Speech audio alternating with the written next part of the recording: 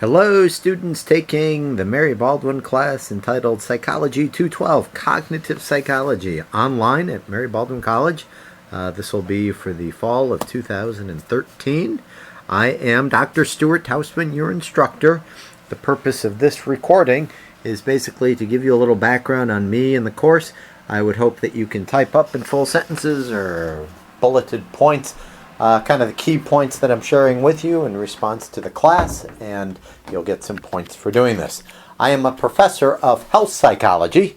I'm a full professor at Jefferson College of Health Sciences in Roanoke, Virginia. I live in Roanoke as well, and I've been teaching as an adjunct instructor as well at Mary Baldwin for about the last 4 years or so. This is the first time I'll be teaching cognitive psychology here at Mary Baldwin, but my history says that hopefully this will go all right. So let me share with you just a little bit of my personal background, if I may. Let's see, I am from New Jersey. I don't know if anybody else is from New Jersey. If you are, in your discussion board, just write down I'm from New Jersey and which exit off the turnpike you're from.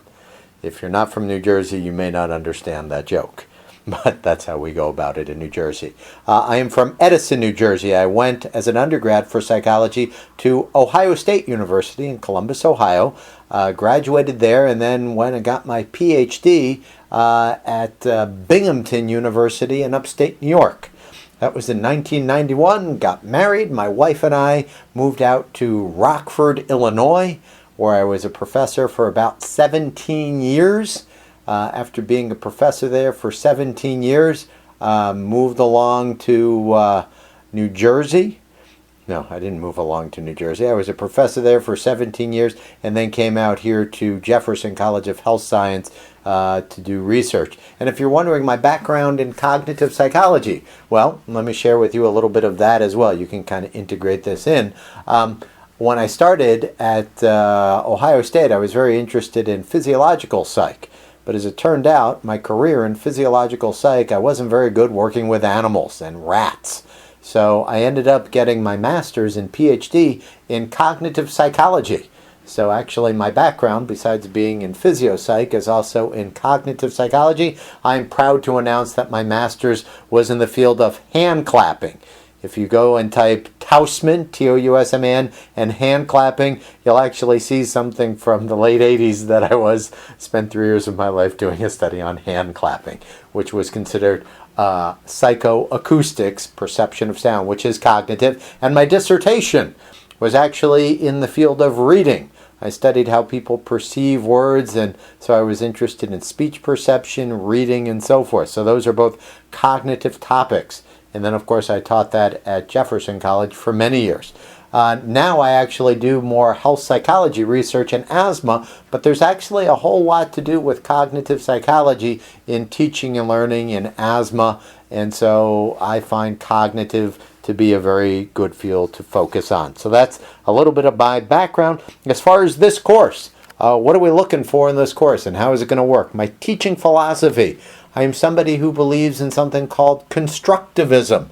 Constructivism. The idea is that in order to teach people about something, what you need to do is you need to give people problems, cases, situations, and you need to see how people are thinking about these situations first, and then in a very interactive way you try to mentor and teach over that. So what I'm going to do in my constructivist way is basically after this first unit is done, and it'll be a short first unit here, what I'm basically going to do is set up modules that are just 2 or 3 weeks long. And the idea behind these modules is in week 1, you'll be asked to go on the discussion board. And I'll have some little studies, experiments, situations, and I'm going to ask you to comment on those situations, on what do you think's going on, and how do you think it's working. After you do this, and you'll only have a week, these 3 or 4 times to do this, then what I will do is I will read your responses and then I will craft my acoustic presentation for you to listen to. And that'll integrate what you've shared in your post with some follow-up assignments. So that's how I basically do it. The book I chose because it had the labs in it. And as you saw in the email, I took a look at the labs because labs are a great way to get people some experience and practice with real live demos. The labs were just too long and too laborious. And so I decided that would really not be appropriate to do that in this particular class. So the book, first time I'm using this particular one, hopefully it'll have some good information in it. We'll try to integrate the book into these presentations, but the basic idea is after this first module is done, you'll have a week to respond to a couple of discussion board questions, and then I will record acoustic lectures. It's free for Mary Baldwin if I take those acoustic lectures and make YouTube videos, even though there's no video to it. So that's what I do. When you listen to that, you type up a draft of that. You can send me kind of a detailed summary. I just need to see that you understand the key ideas being shared and you're writing this in your own words. You can send me drafts of that, and then if they're good drafts, I'll tell you, you can just post that and write a comment in the comment section saying full credit. If there are edits needed, then I'll give you suggestions on how to do that as well. So hopefully this will run well. I'm looking forward to working with you, and I think that kind of covers my background, the course philosophy. You've got the modules here as well, and hopefully we'll have a good time and learn from each other. Thank you.